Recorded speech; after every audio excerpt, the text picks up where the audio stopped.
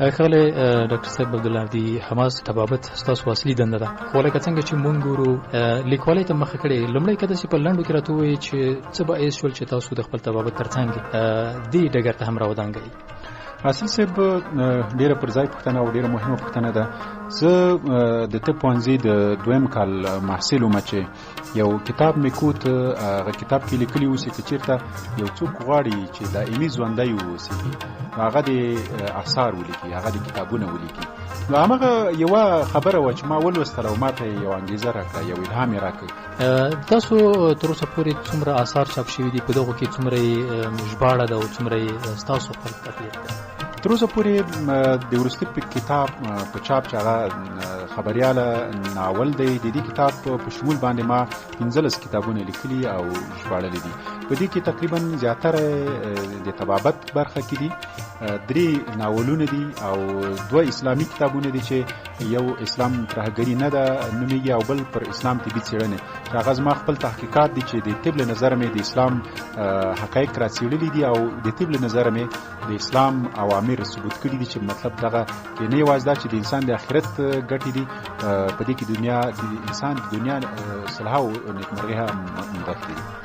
مننه ډاکټر صاحب. راځو ستاسو دغه وروستي چاپ شوي اثر ته چې خبریاله نومېږي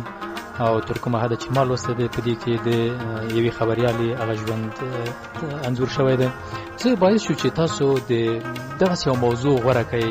هغه تاثیرات په تاسو باندې څه وو چې هغه د دې باعث شو چې تاسو دې ته مخه کړئ؟ د دې لسګونه لاملونه وو. یو لامل پیدا و چې په دې کې شک نشته چې ژورنالیست یا خبریال دا د ټولنې د ملا تیر جوړوي، ټولنه کې د مثبتو تحولاتو باعث ګرځي او د دې سرچپه که یو ژورنالیست د خپل ژورنالیزم نه سوء استفاده وکړي د ټولنې هغه خوشبختۍ د ځمکې تل ته رسوي. یو ټولنه که ویښه وي، یو ټولنه که حق غوښتونکې وي، په دې کې مستقیما د هغې ټولنې د خبریال لاس وي. د خبریال ویښوالی د ټولنې د ویښوالي معنا لري. نو په دې خاطر باندې زه اړ سوم او زه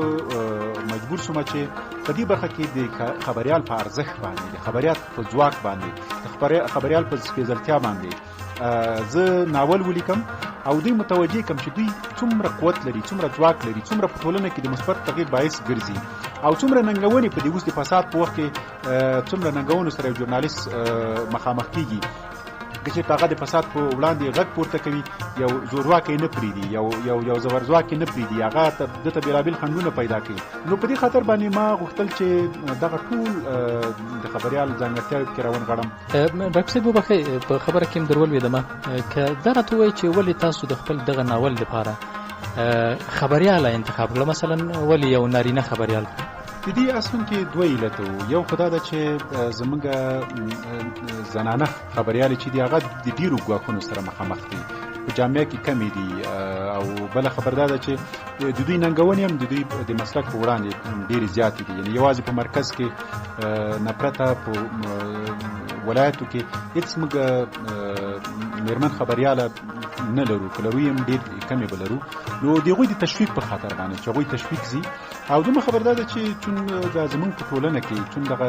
د ښځې غږ، د ښځې کړنې، د ښځې فعالیت یا د ښځې هغه کردار چې دا هم عاطفي ده او هم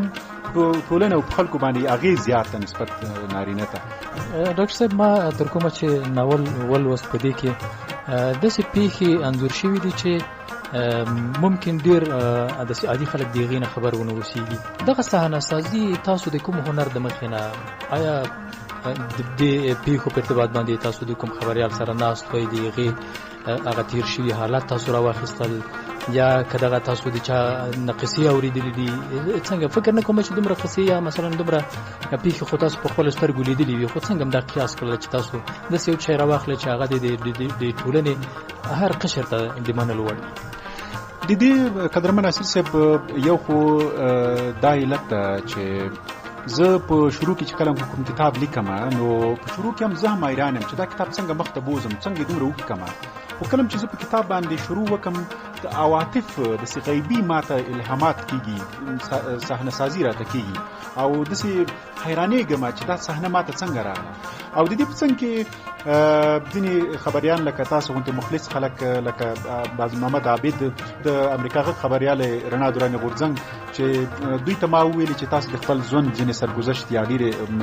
ترخې خاطرې په ژورنالیزم کې څه لري یا هغه غواړي چې په ژورنالیزم کې سمون راسي یا هغه چې تاسو غوښتل مو نه سو کولی نو دوی ټول له ما سره په دې کې د بعضې صحنو همغږي وکړله او دوی هغه له ما سره شریک کړله او ما هغوی ته بیا هنري بڼه ورکړله او بالاخره داسې شی ته مننه ډاکټر صاحب که داسې په لنډو کې درنو اورېدونکو ته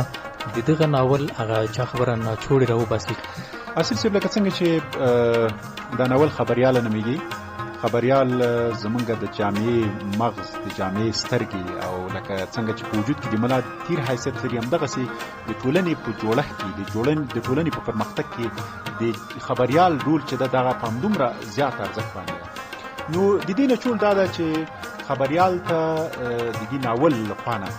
پیغام ورکول کېږي چې ته یو څوک یې د ټولنې ته هغه څوک چې د ټولنې سترګې د ټولنې ناخوالې ته ګوري هغه څه چې ته ګوري هغه بل څوک نشي لیدلی هغه څه چې ته راپورته کولی سي هغه بل څوک نشي کولی هغه د ظلم په وړاندې د پولادي دیوال په څیر باندې یو محکم دیوال جوړېدلی سي بل څوک نشي جوړېدلی نو د ظلم د ورکاوي لپاره ته یو ځواک یې ستونزې د راپورته کولو او د هغوی د هواري لپاره ته یو ځواک یې ته په ټولنه کې د مثبت تحول لپاره یو مهم عضو یو مهمه سرچینه نو د ژورنالیست د تشویق لپاره او د ژورنالیست د حیثیت لپاره او د ژورنالیست په ټولنه کې د مثبت بدلون لپاره دغه یو مهم پیغام د ځان سره لري په څنګ کې